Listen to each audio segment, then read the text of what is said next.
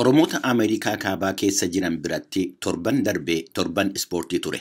Feestivaaliin Federeeshinii Ispoortii Oromoo kan kaaba Ameerikaa Oosfaanaadhaan qophaa'e adoolessa 22 amma adoolessa 29 bara 2023tti as naannoo Waashingtan DC kutaa Meeriilaand keessatti taasifamaa ture sanbata gaddaa galgala xumurameera.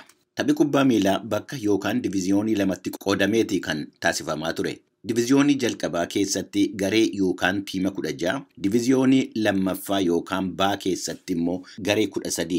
Akka waliigalaatti taphicha irratti garee 29tu hirmaate. Hedduudha. Taphaawwan kun dirreewwan sadii keessatti taasifamaa turanii guyyaa dhumaa garee waancaadhaa fi taphatan gidduutti dorgommii taasifameen kan goolabame. Diviiziyoonii tokkoffaa yookaan A keessaa kan waancaadhaa fi gahanii garee madda walaabuu Siyaatil Waashingtaniitii fi garee waboo isa naannoo magaalaa Waashingtan DC'ti. Gareen waboo DC kan gara diviiziyoonii Aatti darbe barachaanu yommuu ta'u, baranna dorgommii waancaatii fi ga'uusaatii fi garee dinqisiifameedha. Tapha geebaa yookaan waancaa madda walaabuutii wajjin taasifameen goolii 1-0dhaan mo'ame waboon.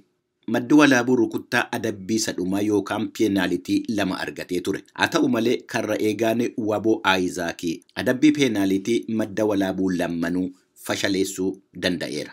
Maddi walaabuu yommuu tapha xumuraa kan Oosfaanaa irratti hirmaatu inni baranaa yeroo sadaffaadhaaf. Maddi walaabuu yeroo sadaffaadhaaf mo'uu isaatii fi waancaa guddaa addaa badhaafameera. Waancaan inni guddaan maddi walaabuu fudhate kun kan moggaafame maqaa artistii Alii Birraatiin yommuu ta'u, haati warraa isaa Ilillii Birraa sirnicha irratti argamuudhaan waancicha badhaasteetti madda walaabuutiif.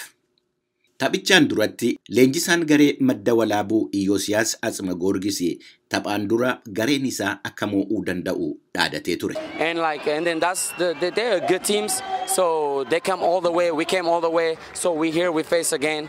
So we'll see the result, but we're definitely gonna win. That's all I gotta say. Akkuma dhaadates ta'eeraaf garee waboo kan leenjisu Roobeeraa Abbitoo Kabbadaa gama isaatiin gareen isaa akka mo'uu dhaadatee ture.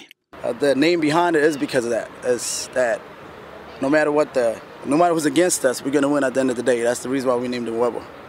Good luck. Thank you. Gareen waboo tapha kana irratti mo'ee waancaa fudhachuu baatus garee cimaa ta'uu isaa agarsiiseera. Gareewwan diviiziyoonii baa keessa turan keessaa Torontoo Oromiyaatii fi gareen Norweey gara Aatti yommuu ol darbanu gareen tokkummaa Bee Eeriyaa fi gareen qeerroo Minisootaa Aarraa gara baatti gadi bu'aniiru. Waldorgommii kubbaa miilaa kana irratti gareen jirraa DC tapha Torontoo Oromiyaatii wajjiniin taasiseen goolee 13 kan keessummeesse yommuu ta'u, gareen tokkummaa Bee Eeriyaa tapha garee qeeransaa wajjiniin taasiseen goolii 11 keessummeessee jira. Bara dhufu fooyya'anii akka dhufanu abdatama. Wanti guddaan hirmaannaa isaaniiti. Taphni gaafa guyyaa xumuraa taasifame kan warra gurguddoo qofa miti. Ijoolleewwan umuriin isaanii waggaa 4 amma 7 ta'anii gareewwan keelloodhaa fi cuquliisa jedhamu jalatti gurmaa'anii dhiiraaf durbaanii wal makanii tapha daawwattoota hawwatu taasisanii turan. Bakka bu'oota Egereeti. Oosfaanaan qophii isaa bara dhufu akka Minisootaatti keessummeessu sagaleedhaan murtaa'ee jira.